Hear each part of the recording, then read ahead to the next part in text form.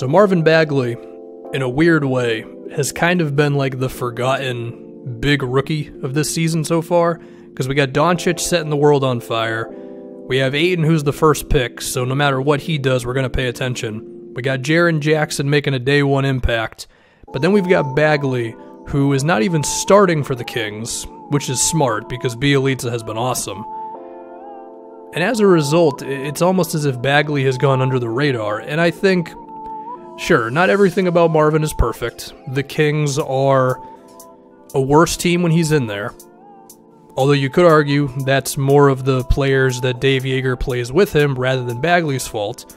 And you could also make note of the fact that Bagley, as of right now, doesn't totally have a position, because according to Basketball Reference, he's playing about 50% of the time at the 4, 50% at the 5, and that was a thing that was talked about a lot when he was coming in through the draft, which is he talented enough to play the 4? Is he big and strong enough to play the 5? Is he just a raw dude who's going to take a long time to get going? There's a lot of things with Bagley. And the first thing I want to make note of is, goddamn, is this guy athletic, okay? There are a lot of things that Bagley will do in the game that very few NBA players are capable of, whether it's an alley-oop, a play in transition, a block shot where he comes out of nowhere, some crazy offensive rebound. Bagley can do all that stuff right now, and that alone, I think, has allowed him to put up a pretty okay stat line of 12-6 with 1 block a game. It's actually more like 13-6. Also grabbing 2.5 offensive boards. So that's all good stuff. It has also allowed him to be amazing at finishing around the rim, as the guy is shooting 75% at the basket, which is like Anthony Davis levels.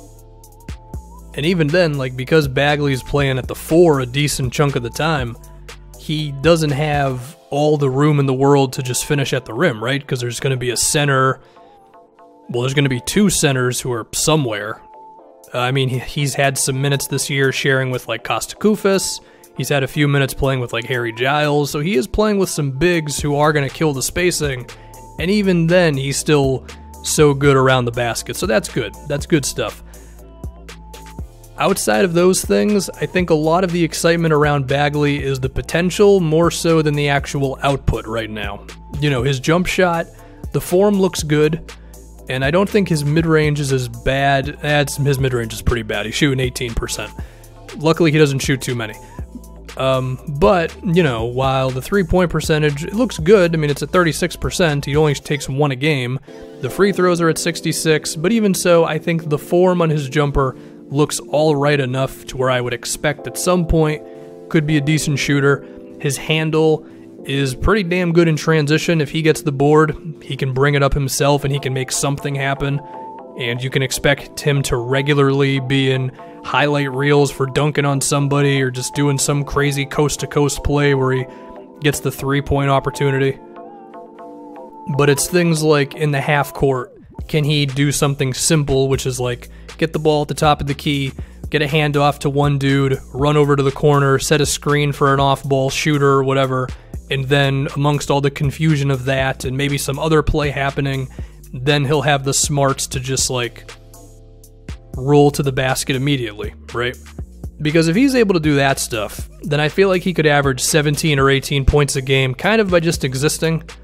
I mean, for as great as Anthony Davis is, if he had never developed the mid-range jumper, the post game, or any of that, and just simply knew how to screen and roll from everywhere, then Anthony Davis could still be like 60% of the player that he is, right?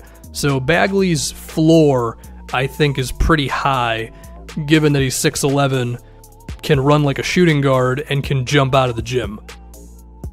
It's just a matter of him figuring out all the other stuff. And speaking of all those other things, which is like, you know, can you have an impact when you're not making a highlight play? Can your defense not suck? And all those types of things. The on-off numbers for Bagley are not good, okay? It would suggest that when he's not in the game, the Kings are good. When he's in the game, they're bad. However, I do think Dave Joerger is not giving Bagley the best chance to really succeed. Now, I'm not saying he should start over Bjelica, because if Bjelica's not in there and his spacing isn't there, then this Kings team is going to have a tough time scoring. And I don't think he should be playing over Willie Cauley-Stein that much because Stein has made some real improvements. However, he for one should be playing with Bjelica more often, because if you want to see if Bagley can really play the 5, I think that would be the best way to do it. However, those two have only played 90 minutes together, and given that they've appeared in 21 games together, that averages to about 4 minutes a game, which is nowhere near enough. However, he is playing... Well, he has played 240 minutes with Frank Mason, and he's also played 120 minutes with Harry Giles. I think that's a little backwards. Now, I'm not saying that him and Bjelica would guarantee, you start playing well when Bagley's in there. It might still suck, because the defense, it needs some work from the guy. I mean, he's got the physical tools to defend, but, he's not as bad as Ayton is right now, I'll give him that much, but he's definitely got some progress to make. But even so, I would definitely give it more than what him and Frank Mason has gotten so far, right? Especially because Bagley needs, guards who can get him the ball, and if Frank Mason with his 5'11 self is, got the ball when Bagley's in there, that's not exactly going to help you out. Here are the other things that are interesting about Bagley. When he plays with the good players on this team doesn't suck. I mean, if we look at when he's with basically the starters, I believe, with him replacing Bjelica, that lineup is plus 21. When he's out there with De'Aaron Fox and Buddy Hield in that 3-man lineup, the team is plus 2, which I would say that that's quite an accomplishment, given that some other lineups with Bagley are minus 20.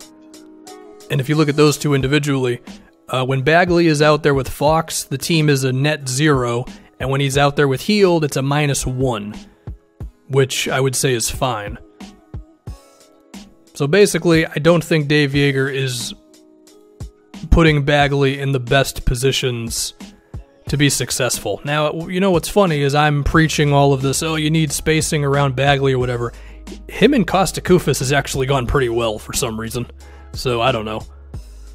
Maybe it's because Koufos is super disciplined and it allows Bagley to kind of run wild and do crazy things. I don't know, but basically what I'm getting at is I don't think the numbers that suggest Bagley sucks are totally correct. I think he's not really being given the best chance. And when he's out there with the guys who are really making the difference on this team, he's not killing the Kings. So overall, I think I am pro Bagley. He's got some things he's got to work on.